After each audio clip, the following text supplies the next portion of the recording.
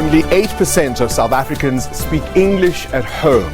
But could you survive the workplace or even get an education without it? Let's get started.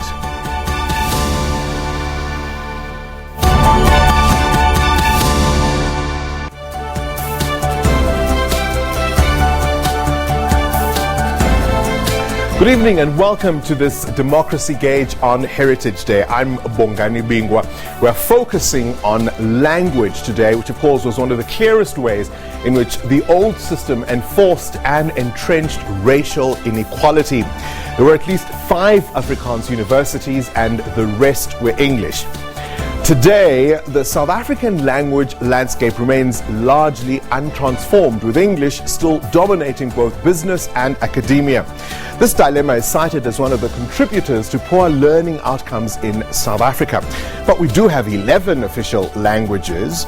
Do we have the resources to ensure that each child learns in their mother tongue as enshrined in the Constitution? And what does that even mean in this era of globalisation? Well, that brings us then to our poll question tonight. Do you think the underdevelopment of African languages perpetuates inequality in this country? And what would teaching each child in their mother tongue do to entrench the old tribal identities? Do we have the resources to promote all those languages? That's at the heart of tonight's question. So, do you think we should just have one official language, English? You can choose from 3 colors. Green is for yes, yellow is for maybe, red is for no. And you can interact with our poll topic on Facebook and Twitter. Remembering, of course, to use our hashtags SABCDG25 or hashtag SABC News. We also welcome your WhatsApp voice notes on 066 479 8056. Now, our producer Lindiwe Mabena probes whether the country has managed to carve out a united identity in diversity. South Africa's rich cultural history and heritage are referred to as a melting pot of diversity. The apartheid government's attempt to divide South Africans along race and culture has now become the nation's pride and distinctive character. Human rights activist Archbishop Desmond Tutu proudly called the country a rainbow nation. We celebrate 11 official languages and a plethora of cultural and religious backgrounds. The democratic dispensation has been founded on the premise of Ubuntu, an African concept that promotes humanity and equality for all. Sport, food, song and dance are also a big part of the South African culture and lifestyle. The country's cuisine is a combination of African, European and Asian influences. But have South Africans managed to forge one identity in their diversity? We don't have a common heritage. That's what we are lacking. For the past 25 years, South Africans have been having a pride of thinking ourselves as South Africans outside Africa. Hence the crisis that happened in the previous weeks of Afrophobia, xenophobia, as others have termed. We see it even as issue of lacking of cultural values, cultural morals, and even not willing to learn even our African languages. And as well as when we are being intolerant, we even end up beat our own people because of the language barrier, thinking that when if he doesn't speak Zulu or Xhosa, he is a foreigner. The highly respected intellectual and researcher believes traveling and reading widely will help South Africans learn to appreciate the difficult past and intertwined present and future the continent shares. We are preoccupied with other things. So I think as a country, we need to move towards being a culture of reading so that we can be the culture of leading. Mantula also believes South Africans need to return to the basics and be open to listening and learning from the elders. I think what we have lacked again is to even respect even women and children. I think that's where we are missing the point. So it now becomes a cultural omen or a bad omen to us when we don't respect our elders. So I think we have lost it there, but it is never too late to pick up the pieces and work for unity in this country. And I can assure you, South Africa is a beacon of hope in the whole continent.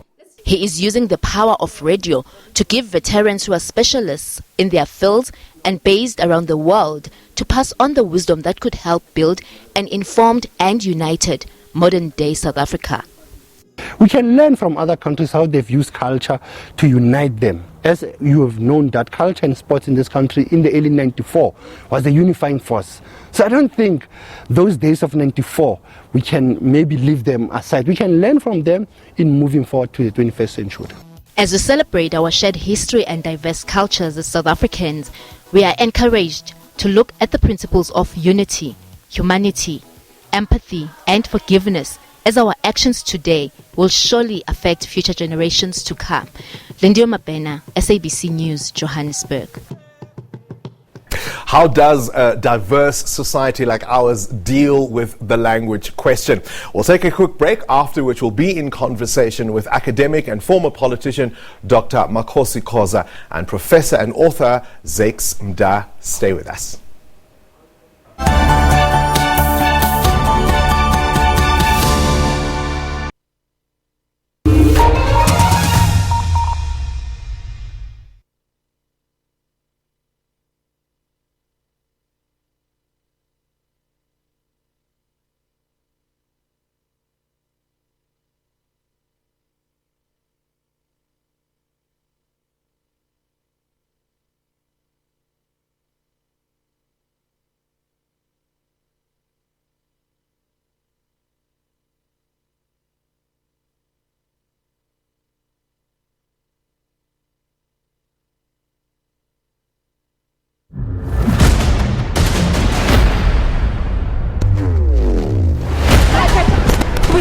Visuals, they're busy shooting. We drove around this.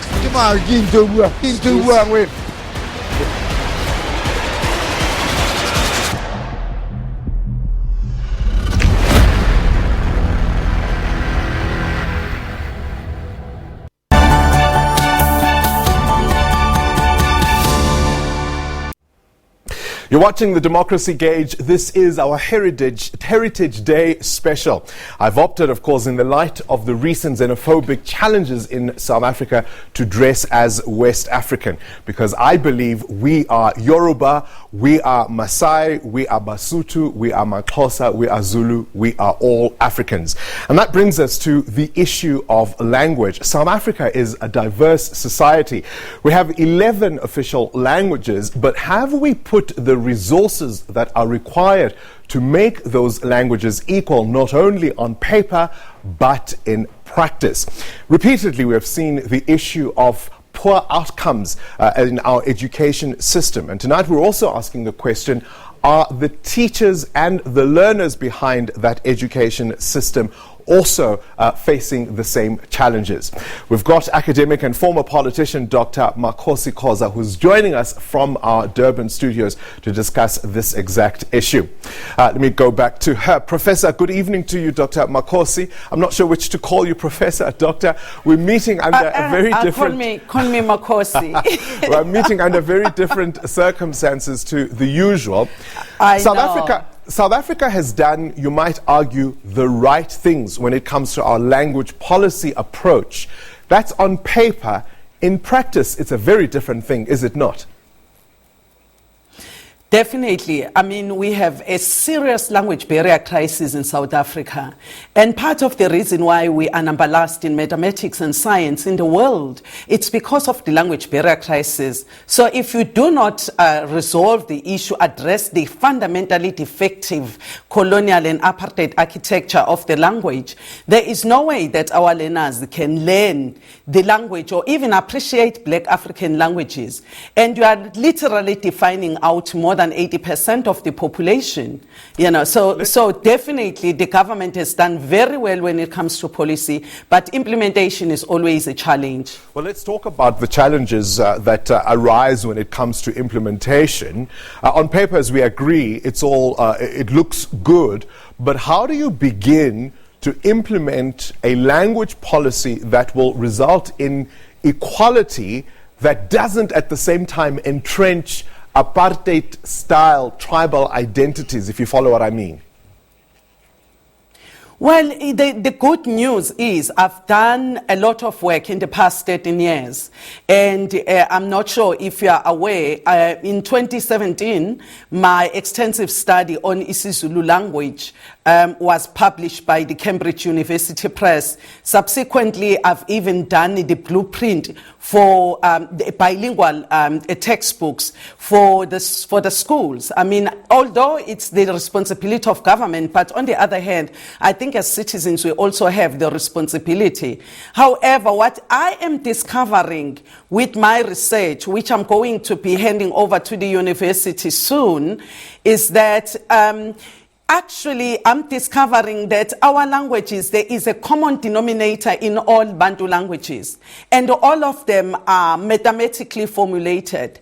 In fact, part of the reason why I went into this study is because I was intrigued. Why are we number last in mathematics and science in the world? Yet we have women who have very limited contact with the education system, but they seem to get these geometric shapes so easily with their beadwork. I mean, think about Mama Esther Mahlangu. They just have this thing in them. And I actually discovered that our languages, they are mathematically formulated. We just have not leverage on them. And I think we need to start doing that now. I don't think the government has any excuse anymore, because we already have the books, we've done everything, including the apps, the most accurate apps on isiZulu and English. What we are trying to do, though, is that we wanted to replicate this in all other languages. We started with isiZulu, obviously, because it's the lingua franca of South Africa. And again, you needed to have something to work on.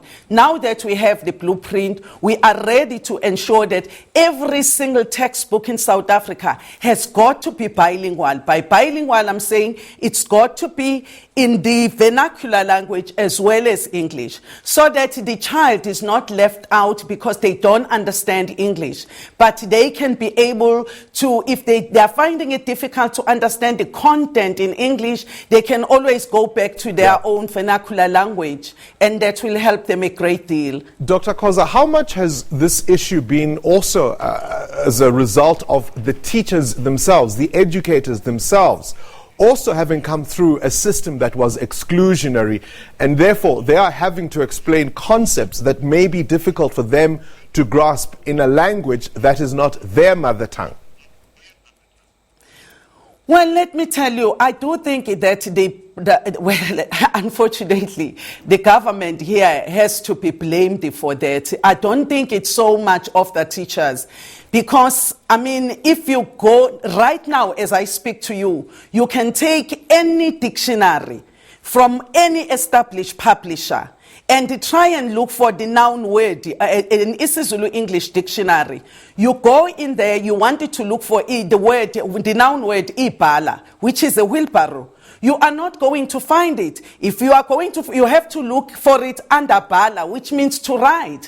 So how messed up that is. So we can't blame the teachers. We need to correct the fundamentally defective colonial architecture of Black African languages, which was designed to empty the brain of the Black African child. Someone will say, do we have the resources to do the kind of work? We can barely equip schools with the learning materials that are required in many schools. We still have mud schools. We still have pit latrines in our schools. Do we have the resources to do the kind of work you are describing? First of all, let me tell you something. Ignorance is extremely expensive. Extremely expensive. You are going to, even if you are going to address all those material things, if you are not going to be fixing where it matters most, and that is in the mind, the intellectual capacity of the child, obviously, even if you can deliver the Rolls-Royce infrastructure, that Rolls-Royce infrastructure is not going to be sustained. So if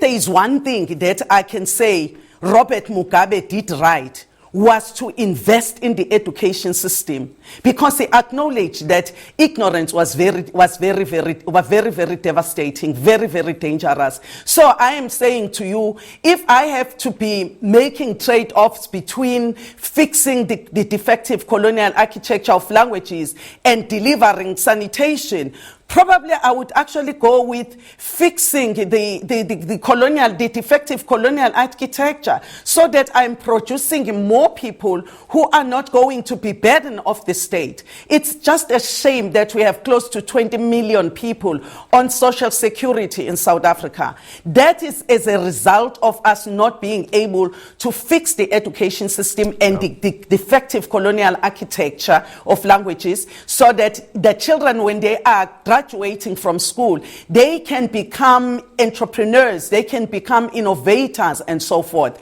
They are not going to be expecting somebody to employ themselves, but they can actually employ themselves. They can do that themselves. Talk to me about the impact of economic exclusion because of language. It's huge. For example, let's look at the Statistics South Africa as a good example. In 2011, released that 79% of the South African population speak indigenous languages as their mother tongue. Now, think about this. If you are going to define that out, let's go to the shop. If you go to the shop in South Africa, it's a shame. It's 25 years later. Everything you are looking for, food packaging, it's either in English and Afrikaans. You even meal, maize meal that we eat, even potatoes that we eat, we are simply absent in our presence. As Black Africans. And I think this is a gross injustice, and I think it's got to be addressed. The good news is, as citizens, we've already stepped up. We've already invested. For one, I actually had to sell one of my properties to finance the research. And the good news is that I'm done. I did it. And we have a blueprint now. The Department of Education is currently processing the books that I've done. Is there any validity in the argument that in the era of globalization, the global village, maybe we should focus on one language, let's say English, so that we can integrate better with the global economy? Is that a valid argument in your view? It's not a valid argument. German is prospering on its own language. China is prospering on its own language. Japan is prospering on its own language. In fact, Professor Kwesi puts it very, very wisely. He says, no nation can ever prosper on the basis of a borrowed language. And that is the problem. That is actually part of the colonial mentality that we need to undo. Because your language is your first contact with logic and intelligence in the world. And that is presupposing that English is a measure of one's intelligence. If we were to actually give our children access to their own languages, you will actually find that they will be able to comprehend English much better, because they will have a solid foundation from which they are moving. If you don't have that solid foundation, you literally live in two worlds. You understand? Yeah. Because when you are at home, yes, I can hear you. When you are at home,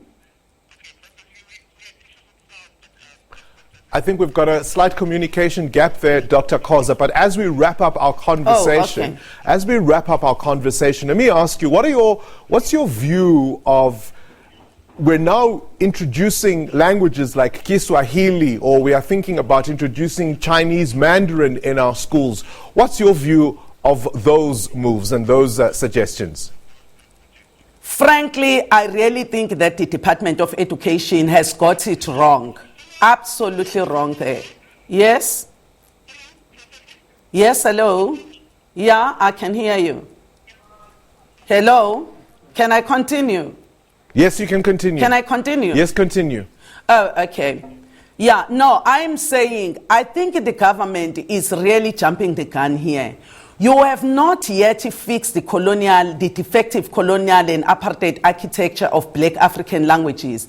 And then you are also coming with new other languages. I think the best thing, it's always advantageous to have as many languages as possible. However, fix the languages that people speak currently, and so that they can at least understand their own language, understand English. Hence, we have introduced a bilingual approach in terms of textbooks, so that you are not defined out from following the instructions in the class simply because you are defined out by the language barrier, which is a serious catastrophic crisis.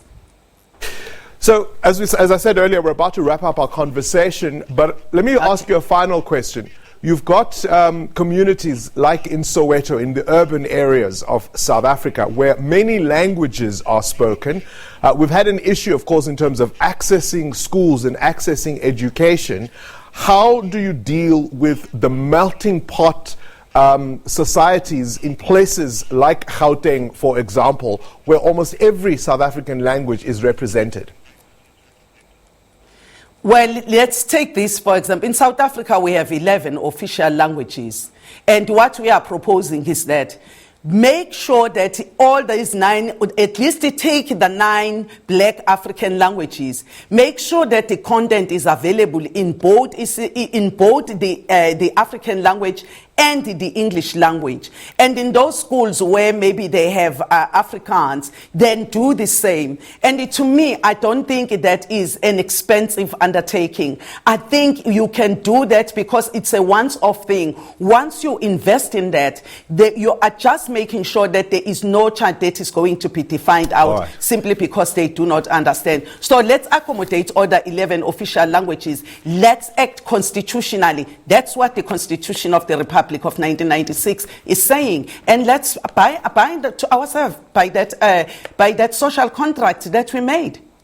We'll leave it there. Dr. Makosi Khoza, academic, former politician, talking about the importance of prioritizing African languages. We'll be back with Professor and author Zakes Mda.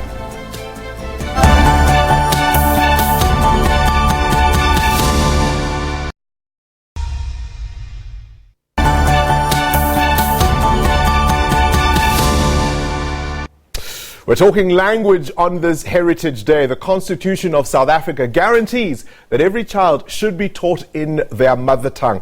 This is not the practice, even though it's the policy. We are joined now from the United States by Professor, world-renowned author, academic Professor Zakes Mda, who joins us on Skype. Prof, a very good evening to you. Today we're talking about the language challenge in South Africa. Our policies look great on paper, not so much in practice. How do we fix it? Well, like everything else, I mean, it's not just the policies on language. A lot of our things, including our constitution, looks great on paper, but in practice, we fail. And the main problem, of course, with languages, it seems that although the intentions are good, and I support those intentions, unfortunately, we don't seem to have the capacity, to do what we claim we are about. We have these languages, and we recognize them all as official languages, but we practice our democracy in English, which means that only a minority of us can be active participants in that democracy. The rest of the people who speak other indigenous languages, in other words, those that are not English, are left out of the democracy, you see. Because what does that mean? We make it a point. Prof. Mda, let me come in there. What does it mean in terms of one's identity to be that excluded in the way that you have described from even the democracy, never mind the economy? Exactly. In fact, when you are excluded in the democracy, it means that you are excluded in the economy as well. So even if we can have our indigenous languages at schools, perhaps as a teaching language, in other words, their language of instruction. Very few parents will opt for that, for the simple reason that the economy itself is run in English. And they fear that their children will be left out of the economy. Jobs are in English, interviews are in English. For instance, if you take a child from the village who has gone through the same grade with a child who has gone to a Model C school for an interview for a job at the SABC or elsewhere, in some office somewhere, I can assure you the one who's more fluent and has a nice accent in English is the one who will get the job. So what parents see is that in our media and everywhere you go, it is those people who are fluent in English who have opportunities to go higher and higher. And therefore, they want their children... We're going to have to leave it there, I'm afraid. We've run out of time, but I think you raised some really, really pertinent points. Professor Zeksim Da joining us on Skype from Ohio. And it's a very interesting conundrum, isn't it? You introduce indigenous language education in our schools, but what about the economy? What about the rest of South Africa? We'll leave it for you to decide. Thank you for watching. I'm Bongani Bingwa. From me and the Democracy Gauge team, until the next time, ubusuku benzolo. Good night.